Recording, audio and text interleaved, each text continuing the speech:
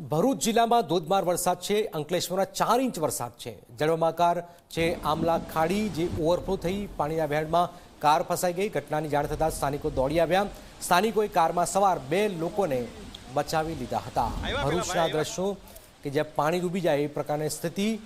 સ્થાનિકોએ કારમાં સવાર 2 લોકોને બચાવી લીધા। આખી કાર પાણીમાં ફસાઈ જાય છે। ધોધમાર વરસાદમાં આવી સ્થિતિની વચ્ચે આપ જોઈ રહ્યા છો કે બંને જે લોકો હતા એમને બચાવી લેવામાં આવેલા છે। 4 ઇંચ વરસાદ અંકલેશ્વરમાં પડ્યો છે। 2 દ્રશ્યો આપણી ટીવી સ્ક્રીન પર।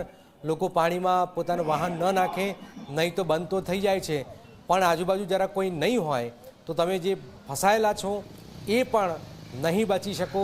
એટલે આપ જુઓ કે જે પહેલો વરસાદ થયો એમાં ગુજરાતમાં 70થી પણ વધુ લોકોના મોત થયા। એકલા સુરતમાં 40થી વધુ લોકોના મોત થયા હતા। આવી સ્થિતિની વચ્ચે લોકો આવા ધસમસતા પાણીમાં ન જાય, રિસ્ક ન લે એ જ સારું છે। થોડો સમય જવા દો, બાકી મોત ગમે ત્યાંથી આવી શકે છે આ વરસાદમાં। એ આપ જોઈ રહ્યા છો ભયાનક ઘટનાક્રમ, જેમાં ગાડીમાં સવાર 2 લોકોને બચાવી લેવાયા છે।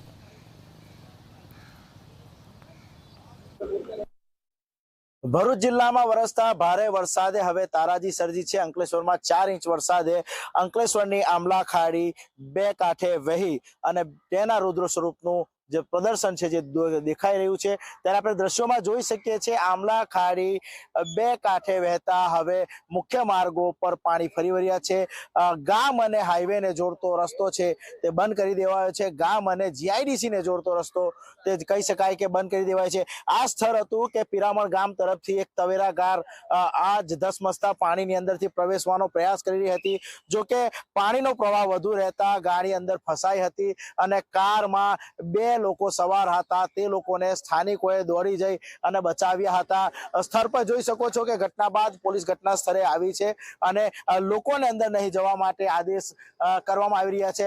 ફરી હું પાણી તરફનો દ્રશ્યો તમને બતાવું કે જે પાણીની અંદરથી તવેરા કાર ફસાઈ હતી તેને ક્રેન દ્વારા કાઢવામાં આવી છે અને આ ધસમસતો પાણીનો પ્રવાહ અંકલેશ્વર શહેર તરફ વહી રહ્યો છે। ત્યારે તારાજી સર્જાય તેવા દ્રશ્યો વર્તાઈ રહ્યા છે। હજુ પણ ભારે વરસાદની આગાહી છે, ત્યારે ભારે વરસાદને પગલે સતત તંત્ર દ્વારા લોકોને સૂચનો આપવામાં આવે છે કે પાણીના વહેણ તરફ ન જવું, કામ વગર લોકોએ બહાર નહીં નીકળવું, પરંતુ લોકો ક્યાંક ને ક્યાંક પોતાના તસને મસ નથી થતા। તેના પરિણામ સ્વરૂપે ક્યાંક ને ક્યાંક હાનિ થતી હોય છે। આ જે પ્રવાહ છે તે આપણે જોઈ શકીએ છીએ। આ જ પ્રવાહના કારણે અંકલેશ્વર અને હાસોટનો રોડ પર બંધ થયો છે।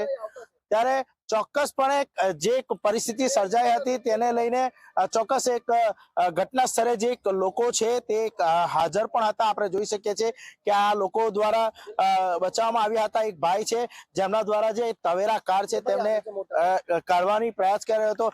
શું ઘટના બની હતી, ખાસ કરીને જ્યારે તવેરા કાર ફસાઈ હતી? साहब मैं यहाँ पर देखा था, मैं वो पर घर से देख रहा था कि 2 टवेरा वाले ऐसा लगा कि निकल गए, तो हम फटाफट फिर मैं और भाई मैसेज मिला तो हम भागते हुए इधर आए और वहां से हम दोनों भाई गए। मेरे बड़े भाई थे फारूक भाई और मैं पीछे था और हम उनको खींच के बाहर, उनको पकड़ के फिर हाथ पकड़ते हुए हम इधर से लेके उनको बताया कि इधर से मत निकलो, इधर से निकलो, फिर हम निकालते हुए। अच्छा, तवेरा कार को किस तरीके से निकाला गया है? ये फिर मैं थोड़ा देर में निकल गया था, लेकिन बोले किरण लेके आया कुछ ऐसा। वो यहाँ से जा रहे थे और वहां जाके गाड़ी इधर घूम गई।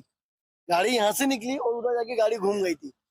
तो फिर हमने फिर उदयपुरी टीम दो भाई हम भाग वहां से घर से देख रहे थे हम, तो भागते हुए फिर वहां पे आए। वहां पहुंचे फिर वो साइड से हम उधर निकले और फिर हम लेके उनको निकाल के लाए। 2 जन थे वो, फिर वो एक भाई था और एक भाई फिर निकल गए थे दोनों वहां से। ચોક્કસ ત્યારે જે તવેરા કાર ફસાઈ હતી તેને ક્રેન દ્વારા કરવામાં આવી છે, પણ આ એ જ વ્યક્તિ હતા જેના દ્વારા 2 વ્યક્તિઓને બચાવવામાં આવ્યા છે। તંત્ર દ્વારા સતત અપીલ કરવામાં આવી રહી છે કે તંત્રના સૂચનોનું પાલન કરો। જ્યાં પાણી ભરાયા હોય ત્યાં વાહનો કે જાતે ન જવું, ઘરમાં રહો, સુરક્ષિત રહો। ઝી મીડિયા દ્વારા પણ તમામને અપીલ કરવામાં આવે છે કે તંત્રના સૂચનોનું પાલન કરવામાં આવે જેથી પોતાના જીવ અને રક્ષણ કરી શકાય। વાસુ પરમાર, ઝી મીડિયા, ભરૂચ।